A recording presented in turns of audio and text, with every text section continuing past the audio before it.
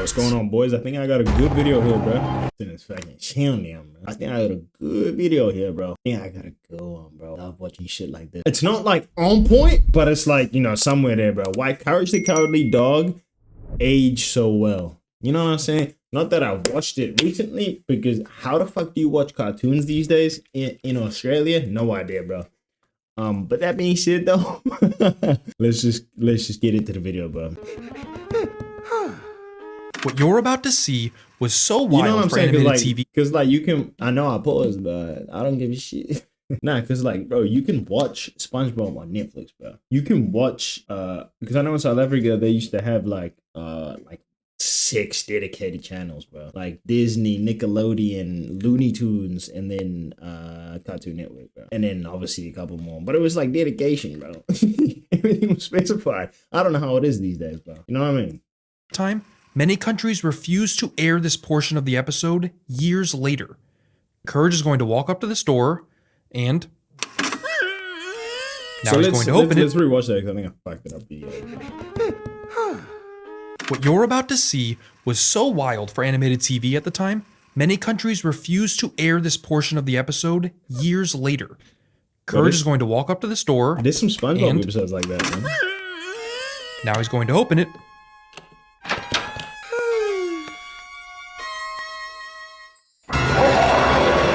That's crazy, bro. But this is what happens if you watch this episode on Cartoon Network Asia, for instance, years after its release. Right. So you're not imagining things. He just stands there. The door is never opened. All these years later, after going back and watching the series again, they just don't I came to a realization. This moment wasn't just scary. And Courage the Cowardly Dog wasn't either. It was doing something far more interesting. Brainwashing you. Preparing you for something you had no idea at the time even existed. And it was brilliant. Should I use this? You're not perfect. In 1996, stuffed into a block of animated shorts on Cartoon Network, this would air. John R. Dilworth's short film, The Chicken from Outer Space. Nah, before we even get into it, bro, like, because my brain always works like this, bro. Yo, like, I'm saying, bro, I used to watch all the old cartoons, bro. I genuinely believe they're better, bro. I was part of the generation where like we was transitioning into like the IRL fucking bullshit. Corey in the House, That's So Raven. Like that started coming up on my screen and shit, bro. And I was like, hold on, bro.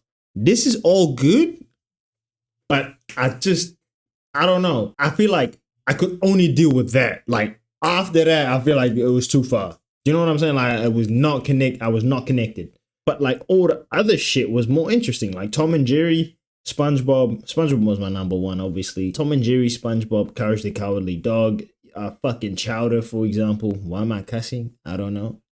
Chowder, all these types of like was just good to watch, bro. You know what I'm saying? It's incredible. So good that it would be nominated for an Oscar. Yes, the first appearance of Courage the Cowardly Dog was nominated for an Academy Award. And 3 years later, in 1999, it would become the highest rated premiere in Cartoon Network history. The network was so confident that they were running previews. We're back, bro. Chicken burger, bro. And they give me like actual brie cheese, bro. Like a full slice. Nasty. I fuck with it. You know? The show in movie theaters before Pokemon the first movie. They knew this dog was going to mess people up, and they loved it. I'm Benton Tarantella, the famous independent movie director. Courage was an experiment, episode to episode, in ways so few shows are. It subconsciously exposed its audience to things they rarely recognized they were seeing, and that started with genre. Courage was a lot of kids' first exposure to horror and comedy, and somehow even drama. The core horror rule is that your protagonist isn't fearless, they're just the one that survives the fear. Courage was a perfect surrogate for how its audience viewed the world, as an unknown, and so it made it known. Your first intro to psychological horror, for instance, might have been this guy, Freaky Fred. He showed you that horror can be behavioral or social, that what's inside regular people can be scary. This was a parody of Sweeney Todd, Demon Barber of Fleet Street, with a hint of Silence of the Lambs mixed in there for good measure. Your first intro to the body horror genre might have been this. Yeah, big hug, say. Okay, listen up. Here's the plan, say. The Clutching Foot, a parody of Cronenberg films like The Paranormal Horror, like here with this direct parody of The Exorcist, Yeah, that was probably your first exposure to that. And then it would suddenly, out of nowhere, be pure comedy.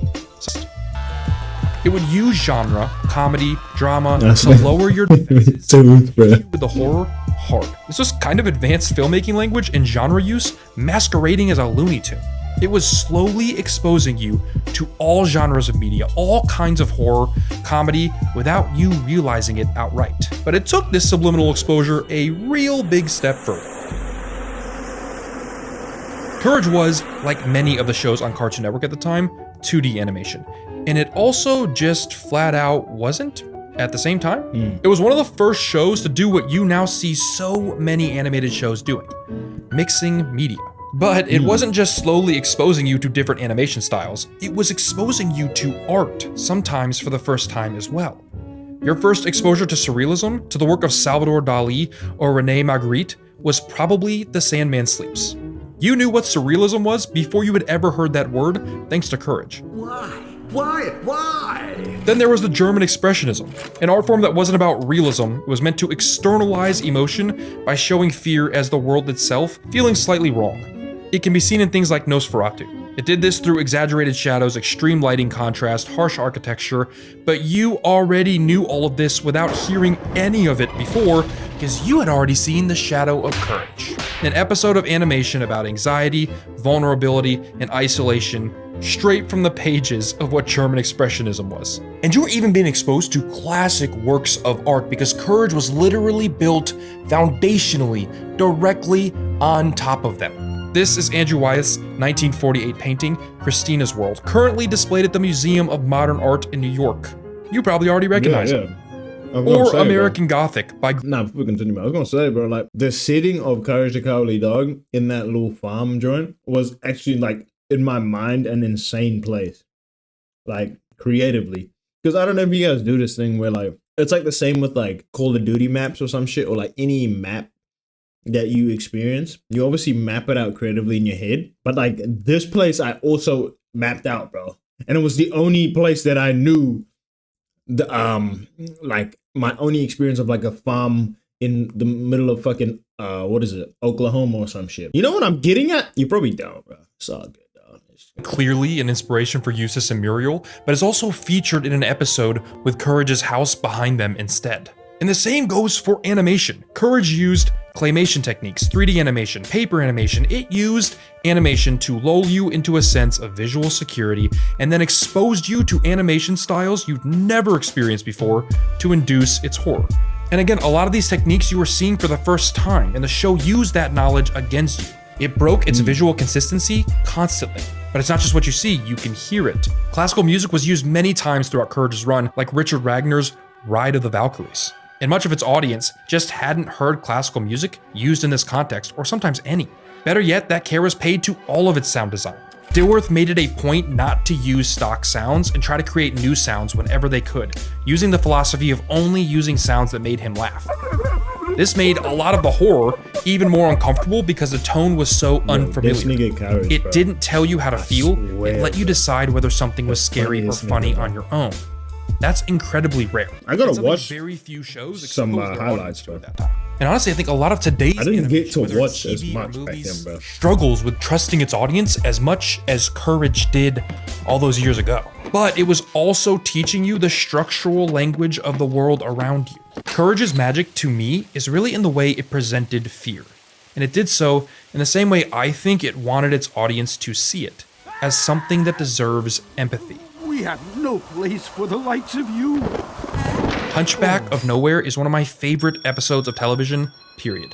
In it, a hunchback looking for shelter is turned away out of fear by everyone he seeks out, until Courage, who finds that this monster is actually afraid of Eustace and his cruelty, to an extent just like Courage. And he teaches Eustace what it's like to feel like him as Eustace becomes the villain, the monster. Empathy wins the day. In fact, a lot of the monsters in Courage are simply misunderstood, judged too quickly, and are problems that are solved through empathy, an emotion that completely subverts the horror of the show and even sometimes the comedy.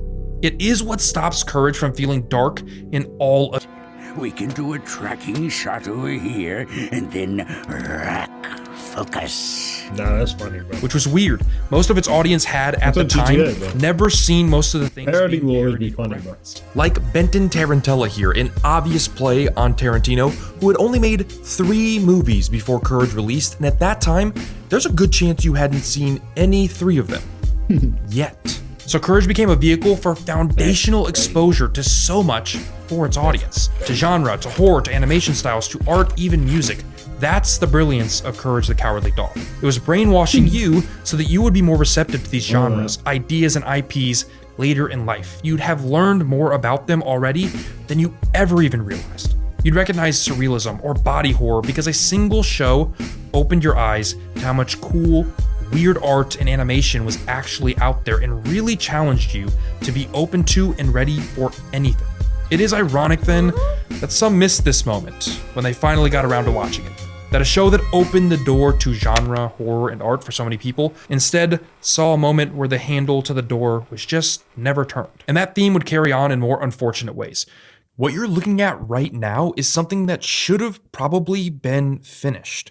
For a while, it seemed like this was never going to see the light of day at all, and for an even longer time, it seemed more like a rumor than something that actually existed. That is, until it was acknowledged to be real right from the source. Courage was almost revived in 2018. They were stated that a prequel, Before Courage, was in development. But a few years later, we learned that Cartoon Network's executives had shifted focus and moved on. So if you take one thing from Courage, I'd say take this. Be like Courage. No matter what it is you're doing, open the door. It might be scary, but whatever is on the other side has a chance to be well worth the risk. Or it could be this. Think about watching that like 10 p.m., bro. That is a wrap By on today's yourself. episode. I'd love to know what show you You're still finished. come back to from this era. Courage holds up incredibly well. I was very surprised. If you enjoyed this one, press the like button down below. If you haven't yet, hit subscribe. That way you don't miss anything that comes to the channel. Also, that little notification bell helps a lot. It just makes sure you're actually notified when an episode comes out. Anyway, and this has been... Shout out to you, bro. I was gonna say about is it was like this other nostalgia series. There was this other show, bro. Like, what was it though? The fucking dude that it was the 2 characters. So stupid. 2 characters. It would only air like late at night. Wow, I can't get my hands to it, bro. One of them was like a larger figure. I think they were dogs, bro. One of it was a dog, and the other one was like somebody will know what I'm talking about, bro. If I do find it, I'll get it up in the video, bro. But I do want to figure out what I'm talking about. That shit though was that was some funny shit, bro. Anything that aired after like 9 p.m., bro, after SpongeBob, that's the best shit. Anyway, like this beast, bro. Peace.